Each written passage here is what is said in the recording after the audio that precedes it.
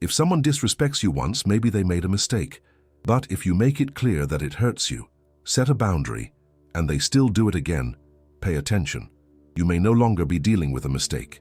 You may be dealing with someone who is discovering how far they can go without losing access to your life. That doesn't mean abandoning people at the first sign of conflict.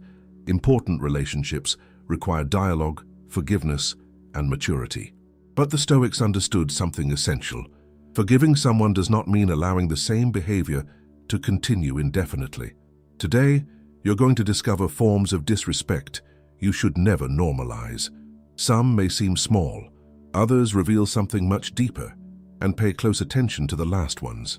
There is one behavior that completely changes the question. Instead of asking, "How do I make this person respect me?" maybe it's time to ask, "Why do I keep giving so much access to my life to someone who knows this hurts me and chooses to do it again?" Disrespect. 1. Treating your boundaries as negotiable. A boundary isn't meant to control another person. It defines what you are willing to accept. You say something bothers you, and they repeat it. You ask them not to speak to you that way, and soon it happens again. Little by little, a silent test begins. How far can they go without facing a consequence? Epictetus taught us to separate what is within our control from what is not. You cannot control whether someone respects your boundary. You can control what you do when they cross it. Being firm doesn't require shouting. Sometimes it simply means refusing to explain for the 10th time what they understood the first time. Disrespect 2. Humiliating you and calling it a joke. There is an enormous difference between laughing with someone and turning someone into the joke. Some people make comments that belittle you or target an insecurity they know about. When they notice your discomfort, they respond, "Can't you take a joke?" Suddenly, the problem is no longer what they did. The problem becomes your reaction. Healthy humor brings people closer. Humiliation disguised as humor makes you smaller, so someone else can feel bigger. Marcus Aurelius tried not to surrender his peace to the behavior of others, but serenity does not mean submission. You can remain calm and still say, "Don't speak to me that way." Then watch their reaction. Often, it reveals more than the original offense. Disrespect 3. Using your vulnerability against you. There are things you share only because you trust someone. A fear, an insecurity, a mistake from your past, a wound that still hurts. That's why one of the deepest betrayals of trust happens when something you shared in confidence is brought back as a weapon during a conflict. We're not talking about someone saying something hurtful and sincerely acknowledging their mistake afterward. We're talking about turning intimacy into ammunition. Seneca placed great importance on carefully choosing who we allow close to us. Not everyone who knows your story deserves access to its most vulnerable parts. And remember, forgiveness and trust are not the same thing. You can choose to forgive, but trust must be rebuilt through actions. An apology opens a possibility. What someone does afterward shows whether anything has truly changed, and this takes us to something even more serious. Disrespect 4. Promising to change and continuing to repeat the same behavior. A mistake and a pattern are not the same thing.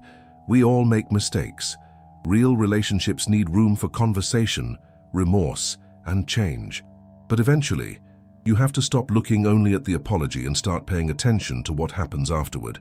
If the sequence is always disrespect, apology, a period of peace, and then disrespect again, the words are saying one thing while the actions are saying another.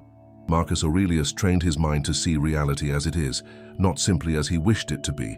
That doesn't mean deciding that someone will never change. It means understanding that real change must eventually appear in behavior. If these reflections are helping you protect your inner peace and grow in maturity, subscribe to Stoic Spring.